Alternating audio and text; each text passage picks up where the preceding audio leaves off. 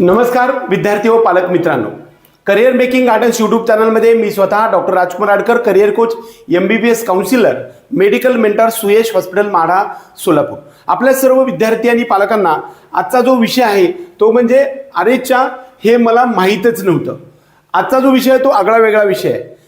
नीटचं परीक्षा रिझल्ट आणि या सर्व गोष्टी झाल्यानंतर आपल्याला महाराष्ट्र आणि स्टेट काउन्सिलिंग प्रोसेसमधून वैद्यकीय प्रवेश प्रक्रिया म्हणजेच मेडिकल काउन्सिलिंग म्हणजे ॲडमिशन काउन्सिलिंग सुरू होणार आहे. आणि त्या सर्व प्रक्रियेमध्ये ऑल इंडिया कोट्यामधून MBBS BDS पासून ते फिजिओथेरपीपर्यंत असणाऱ्या सर्व एम्स जिपमर पासून ते प्रायव्हेट डीम्ड कॉलेजेसपर्यंतचा असणारा प्रक्रिया आपल्या या माध्यमातून सुरू होणार आहे. त्यानंतर दुसरी जी प्रक्रिया होणार आहे त्याला आपण स्टेट काउन्सिलिंग म्हणतो.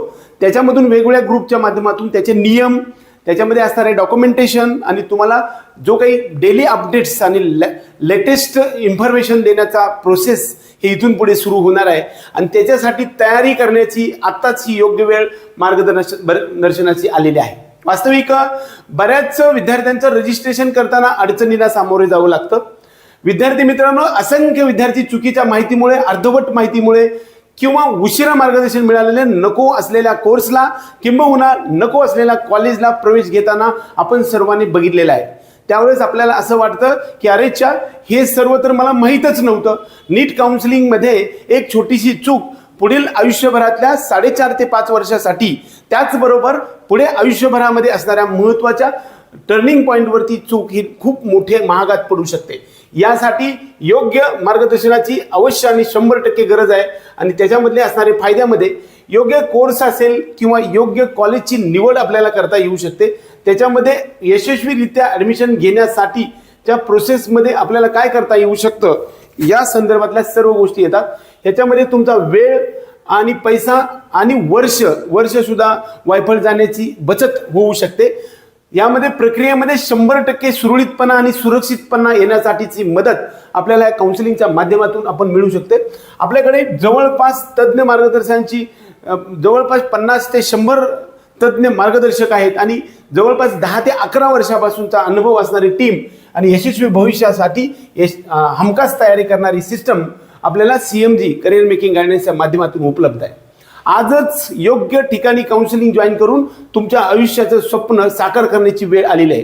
काउन्सिलिंगच्या वेगवेगळ्या टप्प्यावरती आपल्याला जी सर्व्हिस आपल्या काउन्सिलिंगच्या माध्यमातून किंवा प्रवेश प्रक्रिया मार्गदर्शनाच्या माध्यमातून कोणत्या सुविधा मिळणार या सर्व 20 प्रकारच्या सुविधा मी तुमच्यासमोर आज विशद करणार आहे. वास्तविक रजिस्ट्रेशन केलं आणि त्यामधून आपल्याला एखादं कॉलेज मिळालं एवढ्याच पलीकडे जाऊन सुद्धा आपल्याला प्रत्यक्षात ज्या गोष्टी आहेत त्या माहिती होण्यासाठीचा हा सर्वात महत्त्वाचा टॉपिक तुमच्यासमोर आज मी डिस्कस करण्यासाठी आलेलो आहे. या सर्व प्रक्रियेमध्ये एकूण 20 प्रकारच्या सुविधा आपण तुमच्यासाठी उपलब्ध करून देणार आहे. एक तर रजिस्ट्रेशन, ज्याला आपण नोंदणी असं म्हणतो. त्याचबरोबर नोंदणी कोणत्या विभागात करायला पाहिजे. MBBS BDSचा एक ग्रुप आहे, BMS BOMS BHMSचा एक ग्रुप आहे, physiotherapy, audiotherapy, speech therapy, occupational therapy, BSc nursing अशा वेगळ्यामध्ये कोणत्या विभागामध्ये आपल्याला रजिस्ट्रेशन करायचं आहे. त्याचबरोबर ऑल इंडिया कोट्यामध्ये जायचं आहे का, स्टेट काउन्सिलिंगमध्ये जायचं आहे किंवा ओपन स्टेट्समध्ये जायचं का, डीम्ड कॉलेजमध्ये जायचं आहे, या संदर्भातला सुद्धा प्रत्येक विभागामध्ये कोणत्या विभागामध्ये आपल्याला जायचं आहे याच्या संदर्भातलं मार्गदर्शन मिळणार आहे. सेंट्रल काउन्सिलिंगच्या प्रत्येक राऊंडमध्ये आणि प्रत्येक प्रक्रियेमध्ये असणाऱ्या जे काही छोटे मोठे क्लॉजेस आहेत ते इन्फॉर्मेशन ब्रोशरमध्ये दिलेले असतात. ते इंग्लिशमधून दिलेले असतात. त्याची लँग्वेज आपल्याला लक्षात येऊ शकत नाही. ते सर्व सेंट्रल काउन्सिलिंगमधले सर्व राऊंडमधील प्रत्येक नियम प्रक्रिया आपण या माध्यमातून पाहणार आहे. महाराष्ट्र CET सेल स्टेट कोट्यामध्ये असणाऱ्या, ऑल इंडिया कोट्यामध्ये असणाऱ्या BMS BDS मधील ॲडमिशनच्या संदर्भातला डिटेल नियम आणि त्याच्यामध्ये प्रत्येक राऊंडचा लेखाजोखा आपण यामध्ये पाहणार आहोत. ऑल इंडिया कोटा म्हणजेच संपूर्ण भारत देशामध्ये आपल्याला कुठं आपल्या मेरिटच्या बेसिसवरती डीम्ड कॉलेजमध्ये MBBS BDS पासून ते BMS BHMS पर्यंत, त्याचबरोबर ऑल इंडिया कोट्यातल्या एम्स जिपमर पासून ते AFMC जिप, त्याचबरोबर AMU BHU आणि ऑल इंडिया कोट्याच्या 15% गव्हर्नमेंट MBBS BDS BMSच्या आणि BHMSमध्ये आपल्याला जाण्यासाठीची CCC आणि MCCच्या काउन्सिलिंगच्या प्रक्रियेमधलं प्रत्येक टप्प्यावरती ऑल इंडिया कोट्याचं मार्गदर्शन आणि IQ नोंदणी म्हणजे त्याला इन्स्टिट्यूशन कोटा किंवा मॅनेजमेंट कोट्याच्या संदर्भातली डिटेल्स इन्फॉर्मेशन तुम्हाला ह्या काउन्सिलिंग प्रक्रियेतून माहिती होणार आहे. इतर राज्यातल्या स्टेट कोट्यामध्ये आपण ओपन स्टेट्समधून कसं जाता येऊ शकतं आणि आपली पैशाची आणि आपल्या कमी मेरिटच्या विद्यार्थ्यांना ॲडमिशन घेता येऊ शकणारा स्टेट कोटा म्हणजेच ओपन स्टेट कोट्यामध्ये ॲडमिशन कसं घेता येऊ शकतं, अशा ओपन राज्य कोणते आहेत आणि त्याच्यामधले प्रत्येकाचे नियम आणि प्रत्येक राऊंड वाईजचा नियम आपण यामध्ये सांगण्याचा प्रयत्न करणार आहे.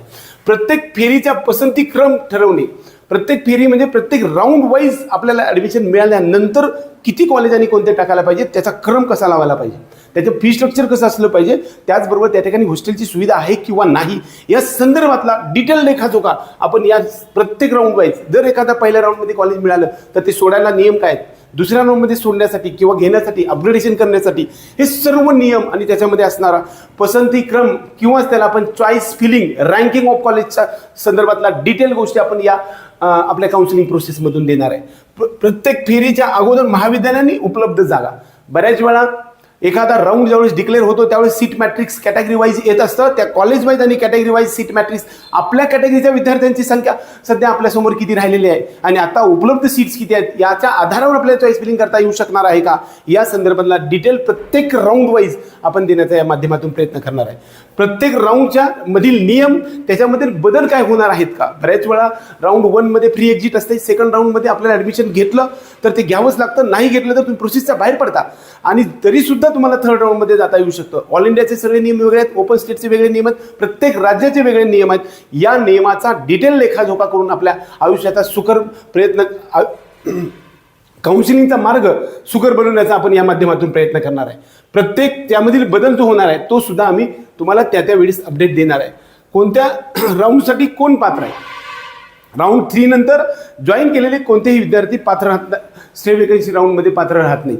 त्याचबरोबर जॉईन न केलेला थर्ड राऊंडला घेतलेलं ॲडमिशन जर समजा नाही घेतलं तरी सुद्धा ते पात्र राहत नाही.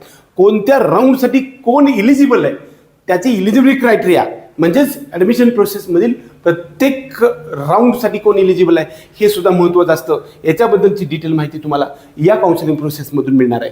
ग्रुप ए, ग्रुप बी आणि ग्रुप सी या तिन्ही राऊंडमधील, त्याचबरोबर ग्रुप डी मध्ये BSc नर्सिंग येतं, ग्रुप ए मध्ये MBBS BDS, ग्रुप बी मध्ये BMS BOMS BHMS, group C मध्ये physiotherapy, audiotherapy, speech therapy, occupational therapy, BP&O, त्याला आपण ऑर्थेटिक्स अँड प्रोस्थेटिक्स म्हणतो. या संदर्भातल्या गव्हर्नमेंट आणि प्रायव्हेट कॉलेजमधील असणाऱ्या 85% कोट्याच्या संदर्भातला डिटेल इन्फॉर्मेशन प्रवेश प्रक्रियामध्ये आपण यामध्ये पाहणार आहोत. त्यानंतर 12व्या नंबरला आपल्याला लागणारे डॉक्युमेंट्स कोणते आहेत, प्रत्येक कॅटेगरी वाईज डॉक्युमेंट्स वेगवेगळे आहेत, ऑल इंडियाचे वेगळे, स्टेटचे वेगळे आहेत. त्यानंतर त्याची इलिजिबिलिटी, त्याची जी काही व्हॅलिडिटी आहे ती व्हॅलिडिटी किती दिवस आहे या संदर्भातला डिटेल आपण या प्रक्रियेमध्ये पाहणार आहोत. ज्यावेळेस बऱ्याच वेळा एखाद्या विद्यार्थ्यांचं फॉर्म भरताना स्पेलिंगमध्ये मिस्टेक झालेली असते, किंबहुना एखाद्या डॉक्युमेंटवरती स्पेलिंग चुकलेलं असते, त्याचा सिक्वेन्स बदलला असतो, नावात बदल झालेला असतो, या संदर्भातला डिटेल इन्फॉर्मेशन काय करू शकतो या संदर्भात आपण मार्गदर्शन या माध्यमातून करणार आहोत.